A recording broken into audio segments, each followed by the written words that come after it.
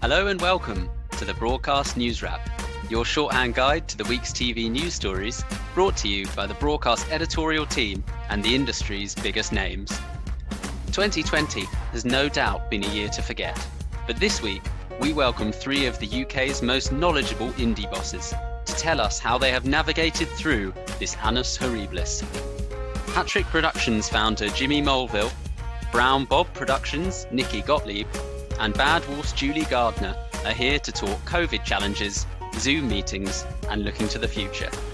All that, plus what these indie bosses have been watching on this week's Broadcast Newswrap. So I'm delighted to welcome these three indie impresarios to the Newswrap podcast this week, along with my regular impresarios, John Elms and Jesse Whittock. It's been a crazy, crazy year, and we're here to kind of dissect what's been going on. So Julie Gardner from Bad Wolf, why don't we start with you? Just what has it been like to run a production company in 2020?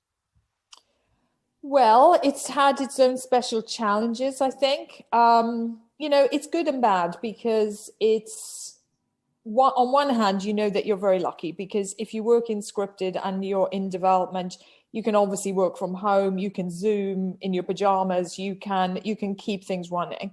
And then there's the question of two things. It's the question of production. So obviously we've changed how we've worked. We're in production at the moment on a discovery of which is season 3. That works well for us because we're in a studio space. So you have certain controls and protocols and cleaning and testing that you can put in, everything that we all now know that is our kind of daily breath. But it's obviously very difficult when you're out on location. So you're worried about the budget, you're worried about the risk, you're worrying about how many times you have to shut down, everything that everyone's familiar with. I think then, in some ways it's streamlined processes because, I'm in LA, I look after the LA operation. I also exec some shows in the UK. I was flying too much. Obviously that's gone. I've learned how it is possible to do things remotely. I think going forward, I don't think I'd want to go back to how I was tearing around the place beforehand. So I think that can only be a good thing. But it's a daily struggle. And I suspect no one's really having a good time because you're just trying to get through the day and get the work done. But at the same time, we're very fortunate that we are working. So thank God for that.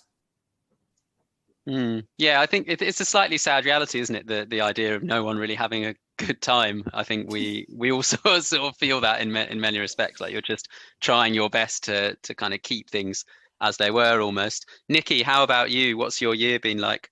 Yeah, really interesting. I mean, just on that note, a lot of us got into television because we love TV, but also, it's a family and it's something that we always get to go and have so much fun with. And we've chosen a really fun industry to work in, and it's sociable. And now it's not, and that's been a real struggle. I mean, we left the office on the 17th of March, and we officially shut it in July, so it's gone. We were in our offices for nearly 7 years, and we just made the decision to just shut it. We're purely factual. We were very lucky that we lost 8 days of filming for season 11 and 12 Inside the Ambulance. So we just went straight into editing at home. But that show is a monster. And that workflow it's insane and often made, it's made in the edit. And that is with the execs and series producers, jumping in and out of suites and trying to get it with a crazy schedule. And suddenly everyone's at home. But we did it and it was quite amazing. But, suddenly everything was elongated and, everything was changed. And it's a pattern that you're used to. And when you're making a show that you've made so many times, that workload just happened. And now suddenly we had to take it back to, bare bones and work out how to do it and have everyday conversation. It went well. Our team are amazing. We were very lucky that we had people that made the show before. I don't know how it would have been if we had newbies come in and do it. But since then, we're in production again. Now we've got 4 series going, all factual. We started filming again in September. And again, we've got something like, I think maybe 12 or 14 suites running from home at the moment. 4 shows in production. So again, it's so grateful. Development's weird. It's just weird, to be, how do you banter off each other? How do you have those crazy ideas and have that moment and that cup of tea downstairs that triggers a conversation? That's the stuff we're kind of like, it's all fine and dandy when you're getting returners, but the new stuff is tricky. And Jacqueline and I have been sitting next to each other for 7 years, bouncing ideas and running the company together. And now, I've seen her twice since March. I'm actually leaving tomorrow on a recce, which I'm like, so I'm actually leaving the office and leaving the house and going on a recce tomorrow. So that's going to be unbelievably, I'm going to wear heels. I'm going to put a coat on. I'm going to have a handbag. So all these things are really exciting. But we started the company because we get on so well, and our ideas come together, and that's how we work. And now I see her at 11:30 every day on Zoom. So it's weird, but again, we're really, really grateful. We're really happy that we've been able to employ so many freelancers again. That was the hardest in March, when suddenly we were just killing productions left, right, and centre, and a lot of the people we couldn't furlough. So that was really hard. At least we know that we're employing people and we're keeping them employed. So it's not what we went into, but it's where we are. So. Yeah, and the development question is one that I wanted to touch upon later, actually, and I think it's something that we might come back to. Jimmy, you run a company that is involved in a plethora of different genres and has shows that are very established and shows that are much newer. So how have you found kind of prioritizing programming this year, and what's your experience been like? Well, I think when the pandemic hit and we all went to lockdown, it was a great lesson in humility to me, because in January of this year, I sent an email to everybody, a rather kind of it was a kind of light-hearted but slightly snarky email level, with a leavening of wit in it, but there was a kind of a dagger in it too, about working from home. And I said, I'm going to bring housework into the office tomorrow, and I'll be doing my ironing and washing in the office to prove that actually it's anomalous to work from home. You work at work, you do your home stuff at home, and that's it. You don't work from home, you work in the office. I want to see people in the office working productively, working in teams, exchanging ideas, and creating that fantastic office culture. Because on Fridays, Hattrick can look like the Mary Celeste. So then lockdown. I had to have a conversation with the team saying, okay, I was wrong. I can work from home. And clearly, I can work probably more productively from home in many ways than I do in the office. Because, for example, we did a pitch. I mean, picking up on what Julie said, and I agree with Nicki as well, is that thing of, we all came into this business because we didn't want to get a job. When I left university, I didn't want to get a proper job. I wanted to do something like this. I didn't even know this existed, but this is fine for me. And it's like play. And it's tough, obviously, because you get a lot of your work rejected and stuff like that. But notwithstanding that, it is the fun of being with the people that you really like and you find very stimulating. And not having them around is difficult. But having said that, we did a pitch to the US about a month ago. And they set the pitches up on a Friday night, began at 5:30, because as Julie just told us, it's horrendously early there. And so at 5:30, it was LA morning time, and we did 6 pitches to 6 different networks by 9:30. And it was incredibly efficient.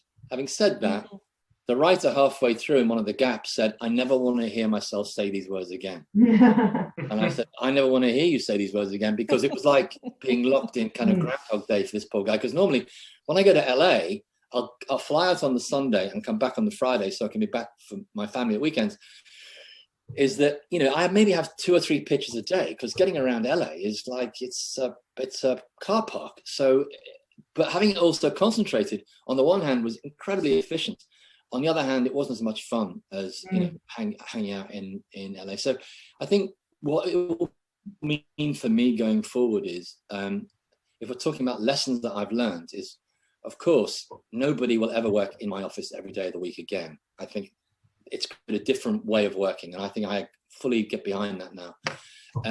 And 2, I think international travel will plummet, certainly in Hattrick will plummet. I mean, I've always felt slightly guilty about the amount of travel that I do anyway, because it's so, it's not great for the environment. But I still will go to LA, because there are certain meetings you need to have in the flesh, I think. And I know working in America, people do like to see you in the room and see the whites of your eyes. But we've been very lucky, like my other 2 colleagues who just said, I'm glad I'm not running a restaurant. And I know people in that business, and it's just been devastating for them, their families. their mental health. And we managed to get a couple of projects in just under the wire. Bloodlands, our BBC One thriller, closed on the Friday, and Jed Mercurio and the DOP and Jimmy Nesbitt all got COVID on the Saturday. Wow. So it was like in the Indiana Jones where he just gets it out with the thing. And we the BBC rang us up and said it was a call from BBC that made me feel positive, which is so unusual. We think Have I Got News For You is an essential program. I think well, maybe. I think it's a comedy show at the end of the week. But if you think it's an essential program, we'll keep making it for you. And we had to convince Paul and Ian to do it from their kind of, living rooms. And it kind of worked okay. I mean, it wasn't as good as it being in front of an audience. But there was one show, which was the Dominic Cummings show, where he pissed off to Durham for an eye check. And Ian Hislop just had a 30-minute rant and was trending on Twitter for the first time in Ian's life. He was actually trending on Twitter. So good things, and unforeseen things came out of it, which were joyous. But I think overall, and I think for younger people working in our industry who are, flat sharing, or they have a room in someone's house where they have a bed and a desk, I put mental health. When Boris Johnson said, only go to the office if you absolutely need to, I had an all-company meeting and said, where would you put mental health on your list of priorities? And if you're not putting it at the top of your list, go and see a psychotherapist. So we've opened the office 4 days a week now, and some teams need to come in because we're prepping a drama which films in January for ITV, and so teams need to be together to do that kind of stuff. But as Julie said, we've overdeveloped this year. We've got too many ideas now, and we need to stop developing and start converting development into programming, because you get caught in that lovely catnip of a new idea where you're all in love with a new idea, but then it stays on the board for like 4 months. So it's about how do you convert the development, which that's the only thing that we could have done in the deep lockdown, was to keep our minds active by reaching out to writers and other producers for ideas, is that now we have a backlog of developments, and we need to get that away next year. Now, that's really interesting, Jimmy. And I think one of the things that we've been noticing at Broadcast is how well indies have responded to the sort of immediate challenges of lockdown. But question for all of you guys is, when you look at the sort of the next steps, the things that you were looking to do afterwards, let's say in 2021, 2022, how have you been able to sort of respond to those things? Because I know you all had various plans you were working on sort of strategically with your businesses.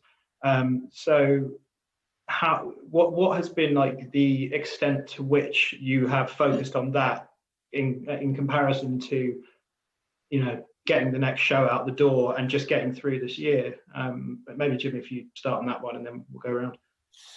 Well, it's about, I always thought I said that the acid test will be, if the buyer is happy to do this on Zoom, then we'll be happy to sell on Zoom if they feel comfortable about buying. That seems to be the case.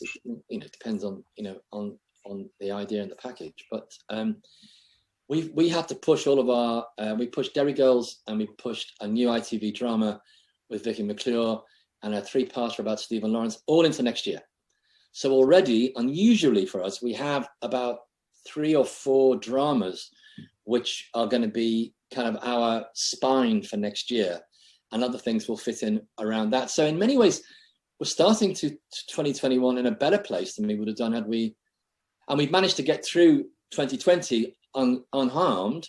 So actually, the unforeseen benefit is that we now have productions. I'm sure Julie and Nicki will say the same thing. Is you've had to push things, and now actually looking forward to, hopefully with the vaccine kicking in and us beginning to get kind of more unlocked as we go down the year, we'll probably all have a pretty good year next year, I'm hoping. Great, Nicki. I know that you were sort of, you were taking your sort of first tentative steps into America and things like that. But what's 2021 going to look like for Brown Bob?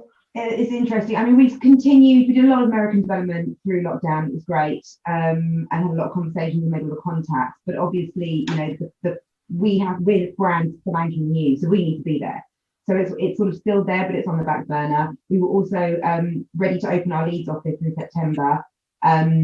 that is still happening. We've already got, like, you know, like Jimmy said, we've got a lead commission, a regional commission for next year. So that's just going to roll out anyway, which is fine.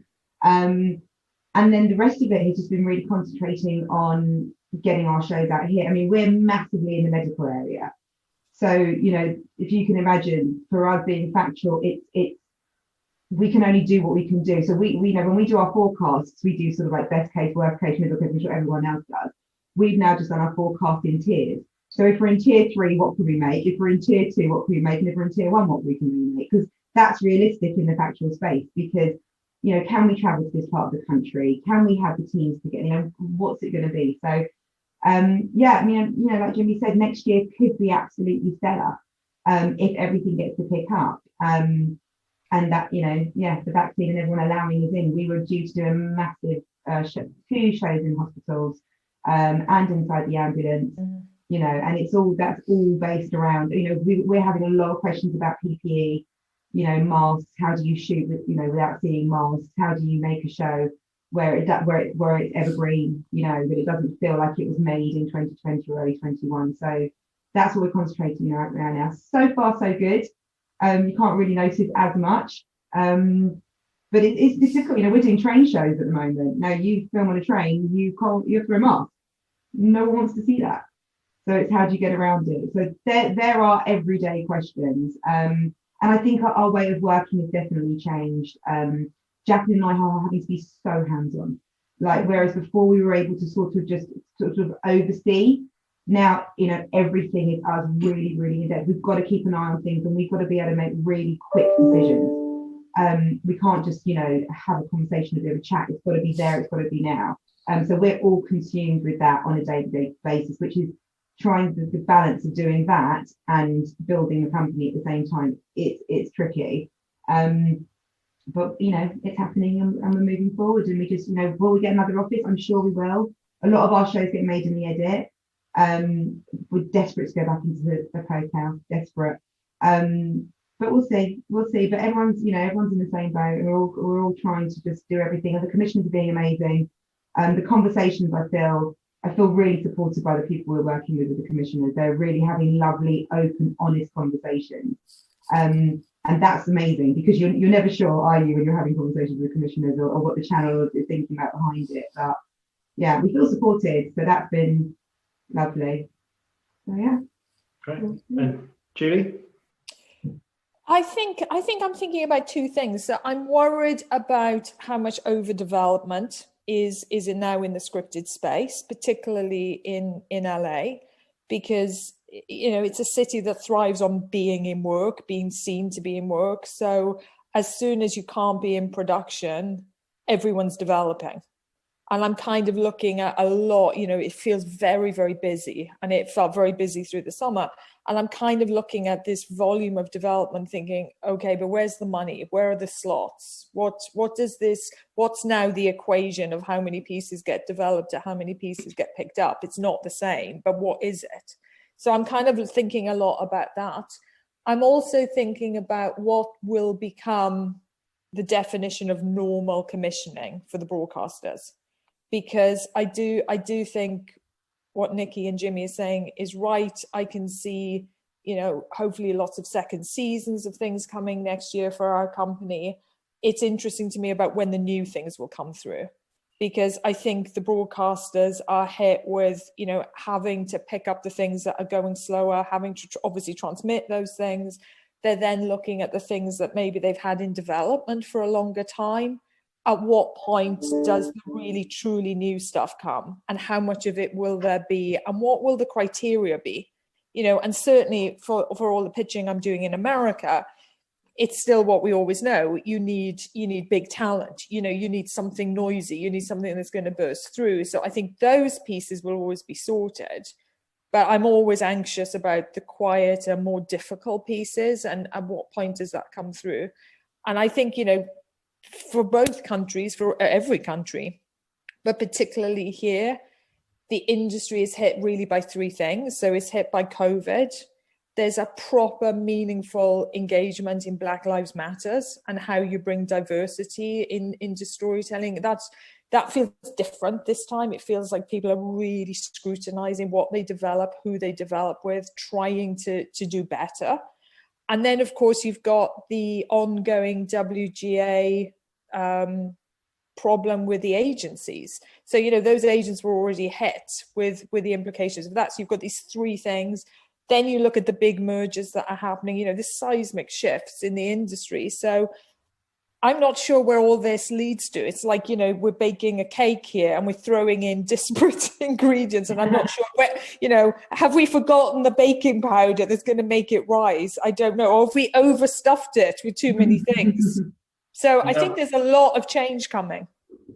You don't want to overstuff your cake. You definitely don't. I don't know. Definitely not. Yes. I'm going to take a different tack and say it's a kind of George's Marvelous Medicine type thing. You throw a lot of ingredients in, you get a fantastic concoction. And throwing that cooking and assembly analogy right forward, I just wanted to touch on, we've obviously discussed a lot of the difficulties that have happened this year, and I don't think anyone can really underestimate how hard it has been, and for everyone, but also the TV industry. Although Jimmy, you made a good point that we're luckily in a marginally protected industry compared to others, and something that you touched on, Julie, about the kind of the scrutiny on development to look at diverse voices. One of the positives that I noticed have come out of 2020. I just want to get your sense of, you know, of those potentially few and far between positives, what have been the kind of the things that you're taking on and harnessing for the future that you think will hold you in better stead? And we'll start with you, Julie, because I think you touched on a very important one of those in terms of diversity.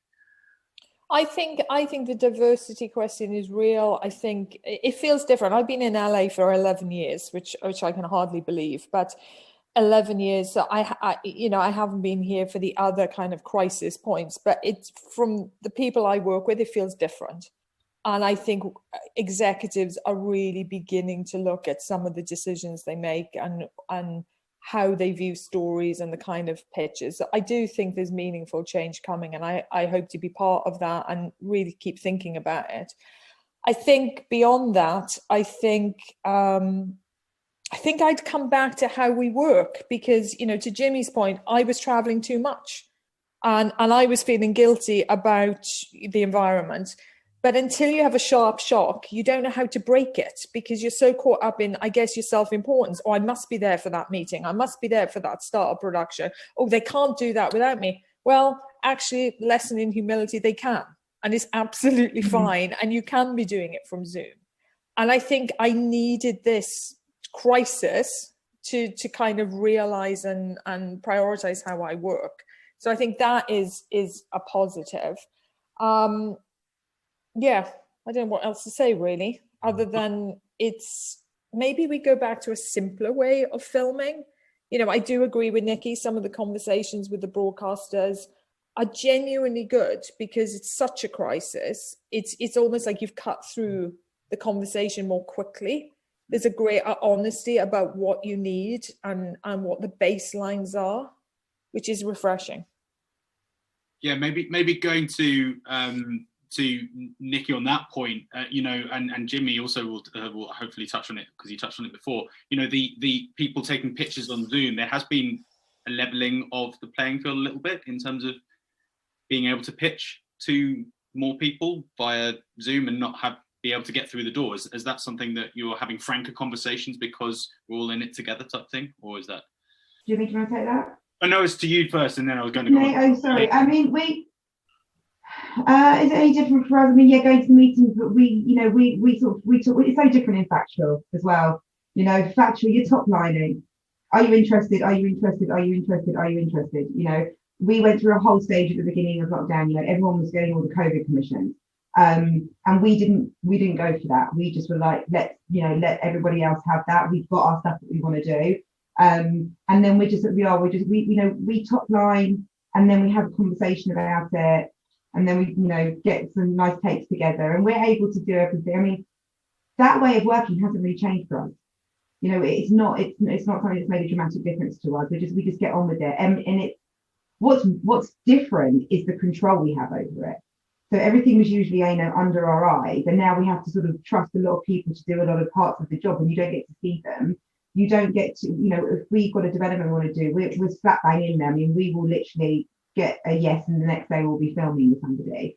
Hiring people you've never worked with before is just bizarre. Like, you don't even get to meet them. But what's absolutely gorgeous about it is that we wouldn't do a shoot in Scotland. We'll just hire somebody in Scotland to do it. I'll hire PM in Scotland to do it. I'll hire the edit in Scotland to do it, and it just gets done. And we've had the conversations over Zoom, and it's done. And that has really changed everything, because I love the fact we've got our teams now. Our teams are not all London based. We have made a really concerted effort to hire people not just from London, because they haven't got to be in the office. So we've got people working all over the country for us. It makes absolutely no odds. We're spending a little bit more transporting Russians back and forth. But, that's the sort of money, I put that in the budget. I think about it and I put it in the budget. Diversity has always been massive to us. We've always really, really, really tried to push on screen and off screen. And actually, we're sort of really, really, really advocating for bringing in the youth and being able to train them up. Because the struggle that we're having is that we're able to bring in some amazing runners, some brilliant runners, but I've always been a real advocate for, the schemes to pay for driving lessons, for example, so that they can learn how to drive, because that is what we need runners 9 times out of 10 is factual to do. So that's a big thing that I'm trying to, we're trying to push forward. And we've really, really tried to be hiring in a much higher, to the higher level jobs. And a lot of people, they have never had the experience to be able to do that. So this is something that we're really trying to push for. So we're trying to bring in the juniors and train and move them from one production to the other production, because we want to keep them in work. We want to do it with all our juniors anyway, but for us, we just want to train people up. And it's really hard not to do it when you're with them and sit next to you and, like, for me, go through a cost report, or for Jackie to show me treatment, or, but the teams are amazing, and that's what we're doing. So that's kind of where our brains are with everything. I mean, the good stuff is that I haven't been at home for 20 years, and it's been, I sort of get up in the morning and run around like a blue-ass fly, commute into London and come back and sort of throw a dinner together and hope to sort of wave at my child as it's happening. And I haven't hated it. I think my work is better for it, because I'm being able to go really into some fine details, because it's on my time. And I'm not running around to a meeting here or jumping on a train here. So, I think you have to take the positives. And Jimmy, apart from obviously doing pitching and ironing at the same time, which is obviously a massive... I can multitask. What has been good for you? Just to quickly... Well, just echoing what Nicki said, on a personal level, when we went into deep lockdown, actually, I caught COVID on my trip to LA when the meetings were being shut down. I tried to get into Lionsgate, and I was stopped and said, "No, Kevin Beggs will meet you in a cafe over there." And the meetings got worse and worse. We ended up pitching a show to HBO Max, which eventually we sold, but on a telephone, which I had a shit fit about, thinking, how can you pitch a drama idea on the telephone? Well, apparently you can. So I needed to get over myself about that. But on a personal level, when we're in deep lockdown, this enforced simplicity of my life was incredibly, I found it very moving, actually. That I'd be in this office, I'd do some work, and then my children were coming from their universities, and one got sent, one was off school. So I have my 3 sons. My daughter's in Miami, so she was in lockdown there. But then we gathered together as the summer's going down, for kind of like animals coming around a watering hole looking for food. My wife Karen and I would then sort out the food, and we'd have food. We started to rewatch The Sopranos. It was something very relaxing about it. And as the great Zen guru Bill Murray said, when you're relaxed, you do everything better. And I wish I could hang on to that, because I'm not the most relaxed person in the world. But when I am relaxed and I'm in the zone, I make better decisions. I can step back and look at my business and make healthier, strategic decisions, not necessarily following the pitch or the profits but actually what's good for the environment of the community in which I work and live. And so we've become much more plugged into our local community in Camden, with a company called Camden Giving, because I've said there's no sense Hattrick making profit if some of it doesn't go into our community. And secondly, not that I'm going for sainthood, we reached out to a company called AKD Solutions, which is basically a quite a young company, and they're run by young Black professionals and they're management consultants, and they came in to talk to us about race. And so we had sessions, weekly sessions on race and this business. And out of that, we come up with certain initiatives about recruitment, because the recruitment, the scope has been too narrow in our business. We've known that for many years. And whilst we can, widen the door, for me, it's also being a Scouser, coming from Liverpool in the 60s, and my mum was a waitress, my dad worked in a factory. The idea of me working in television was just a pipe dream. And it's only because I went to a good university, I had a good mentor, I had someone who believed in me and pushed me into these different things, that I found my way into this industry. And so where I've invited people at Hattrick, I said it's good for their career development at Hattrick if they take part in a mentorship scheme in local schools, where we go and talk to 16-year-olds, not postgraduates, because by then it's late. So we're going into local schools and talking to kids from socioeconomically deprived backgrounds, people who don't feel they have a stake in the system. And we're going to tell them just how easy it is to get a job in television. It's difficult, but it's possible. And that if any of them want to get a job in television, they should apply their minds to that and make contact with us and the various. So these lockdown has allowed us to think, why do we run a TV company? And certainly it's to make television programs for profit. Sure, it's to feel valued. I go to work because I like to feel valued by the people I work with, and they feel valued by me. So it's about respect. It's about status. But then what's your purpose beyond that? I think if you can't give some of that purpose away to the community and to the people that you are showing your programs to, then I don't understand what we're doing, really. And as I get older, I think as well, passing on my litany of terrible life choices and mistakes to younger people is good for my mental health, because I have not got it right a lot of the time. It sounds like you've been through quite the process, Jimmy. That in only positive directions to come. There's evidently lots of change happening with the broadcasters. And most recently, there's been a lot of talk about digital first approach to commissioning, especially from the BBC and ITV. So I was wondering, we've talked a lot about how you guys have adapted running production companies, but how do you think the broadcasters have adapted? Julie, maybe you wanted to start. Broadcasters, I don't know how they've changed. I think, I would do the touchy-feely stuff rather than talk about any process, because I'm not very good on process. I think they're just, the conversations are more direct, they're more collaborative, they're more, immediate, they're more urgent, because there is a genuine sense, I find, that we're all in it together to different degrees, but, it's a shared pain. You have to come out with a shared solution. At the same time, I would say it's not all roses and honey. In the US, Bad Wolf America, we have lost projects out of, we lost a pilot that was set up, cast contingent, that's gone because the commissioning needs have changed, the scheduling needs have changed. It was quite a hard-hitting piece that's come out of the schedule, because when would they ever put it on? So, there are casualties. There's another show I was attached to that is I think falling away, because that particular broadcaster is hit with the realities of COVID costs, which, I think we're all thinking are broadly around 20% of a budget. So, it's going to have an impact. What about you, Nicki? And the commissioners, as I've already said, our teams are lovely. We're finding everything taking longer. That's the thing that's really sort of hitting, is the commissioners are taking just longer. The processes are taking so much longer. The contracts are signed taking so much longer, because conversations aren't happening in an office. Someone's not getting up and walking to somebody's desk and saying, well, did you see this? What do you think of it? So patience is definitely a whole new, we have to be patient anyway, don't we? For us in factual, it's usually sort of, well, I say patient to drama, but for us, it's like a year from idea to commission.